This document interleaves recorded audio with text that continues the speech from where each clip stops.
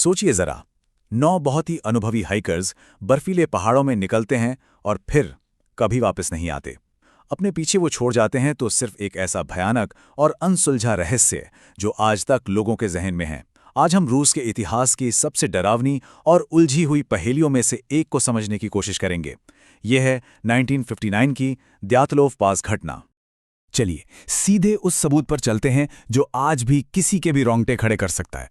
जब बचाव दल उस सुनसान जगह पर पहुंचा तो उन्हें हाइकर्स का टेंट मिला जिसे किसी ने बेरहमी से चीर दिया था।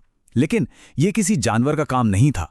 टेंट को अंदर से फाड़ा गया था, जो एक ऐसे खौफ की तरफ इशारा करता है जिसकी हम शायद कल्पना भी नहीं कर सकते। आखिर ऐसा क्या था जिससे वो इतना डर गए? जरा उस मंजर की कल्पना कीजिए। चारों तरफ सिर्फ बर्फ और उस बर्फ में आधा धंसा हुआ एक वीरान कैंप और 9 तजुर्बेकार हाइकर्स का कोई अता पता नहीं। और ये तो इस रहस्य की बस एक शुरुआत थी, जो समय के साथ और भी ज्यादा गहरा और भयानक होता चला गया। वहां जो कुछ भी मिला वो किसी के भी समझ से बाहर था। मतलब उनका टेंट तो खाली था, लेकिन उनका सारा जरूरी सामान, गर्म कपड़े, जूते, खाना, बचने के लिए जो भी चाहिए होता है, सब कुछ वहीं पड़ा था। सवाल यह है कि इतनी कड़ाके की ठंड में कोई भी अपना सर्वाइवल गियर छोड़कर क्यों भागेगा? मतलब क्यों? और यही वो सवाल है जो आज तक सबको परेशान करता है। उनके इस अजीब बर्ताव को समझने के लिए हमें पहले ये जानना होगा कि ये लोग कोई नौसिखिए नहीं थे। बिल्कुल नहीं, ये अपने काम में माहिर थे।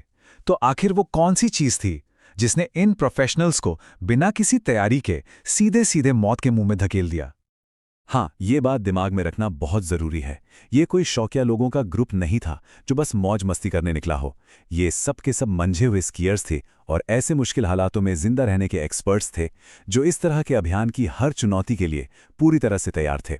और यही बात उनकी मौत को एक मामूली हादसे से कहीं ज्यादा रहस्यमयी बना देती है। तो इस ग्रुप में थे कुल 9 लोग, सभी के सभी बहुत ही टैलेंटेड स्टूडेंट हाइकर्स। इस ग्रुप को लीड कर रहे थे इगोर द्यातलोव, एक बहुत ही अनुभवी पर्वतारोही, और उन्हीं के नाम पर बाद में इस जगह का नाम द्यातलोव पास पड़ा। तो उनका प्लान क्या था? प्लान था यूराल पहाड़ों के एक बेहद मुश्किल रास्ते को पार करना।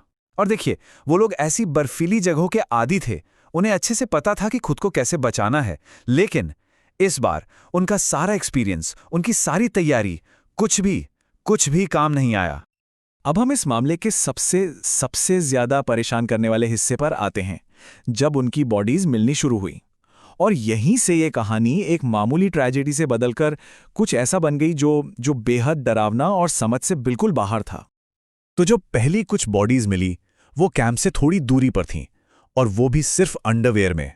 जरा सोचिए, -डिग्री टेम्परेचर में। इसका तो कोई मतलब ही नहीं बनता है ना?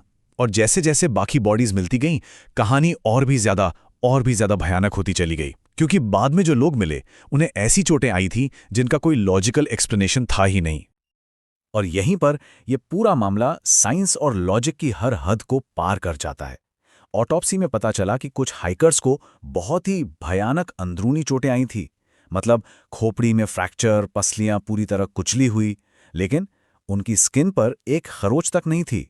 बाहर से कोई निशान नहीं और अंदर सब कुछ टूटा हुआ। और सबसे अजीब बात यह थी कि एक फीमेल हाइकर की जबान गायब थी।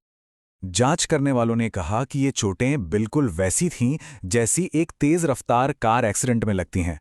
अब सवाल ये था कि आखिर ऐसी कौन सी ताकत हो सकती है जो शरीर के अंदर तो इतनी तबाही मचा दे, लेकिन बाहर एक भी निशान न छोड़े? ये कैसा फोर्स था? तो जैसे जैसे ये सबूत सामने आ रहे थे, कंफ्यूजन और बढ़ता जा रहा था। उस वक्त के सोवियत अधिकारियों पर भी जाहिर प्रेशर था कि इस केस को जल्द से जल्द बंद किया जाए। लेकिन उन्होंने जो जवाब दिया, उसने जवाब देने के बजाय और भी ज्यादा सवाल खड़े कर दिए। और फिर हुआ ये कि जांच को अचानक ही बंद कर दिया गया। और ऑफिशियल कारण क्या बताया गया? कारण था एक जबरदस्त प्राकृतिक शक्ति। बस, एक जबरदस्त प्राकृतिक शक्ति। ये कितना वेग और अनसैटिस्फाइंग जवाब है ना? इसने तो रहस्य को सुलझाने के बजाय और भी गहरा कर दिया। ऐसा लगा जैसे वो बस चाहते थे कि लोग अब इस बारे में और सवाल ना पूछें। चलिए 1 मिनट के लिए इन दोनों बातों को आमने सामने रख कर देखते हैं। एक तरफ है ऑफिशियल कहानी जो कहती है कि ये एक प्राकृतिक शक्ति थी, और दूसरी तरफ है सबूत जो एक ऐसी ताकत की तरफ इशारा करते हैं जो अनुभवी हाइकर्स को अपना टेंट अंदर से फाड़कर भागने पर मजबूर कर दे और उन्हें कार एक्सीडेंट जैसी भयानक अंदरूनी चोटें दे, वो भी बिना कोई भारी निशान छोड़े। ये दोनों बातें ये आपस में कहीं से भी मेल नहीं खाती। तो फिर आखिर सच क्या था? क्या ये कोई बहुत ही अजीब किस्म का हिमस्खलन था, या फिर वो लोग किसी सीक्रेट मिलिट्री वेपन टेस्टिंग के गवाह बन गए थे, या फिर ये कुछ ऐसा था जो इस दुनिया का था ही नहीं? 60 साल से भी ज्यादा हो गए हैं, लेकिन द्यातलोव पास की घटना आज भी एक अनसुलझी फाइल है, और ये हमें बस एक ही सवाल के साथ छोड़ जाती है कि उस रात उन पहाड़ों में आखिर हुआ क्या था। शायद इसका जवाब हमें कभी नहीं मिलेगा, लेकिन ये रहस्य ये हमेशा हमें परेशान करता रहेगा।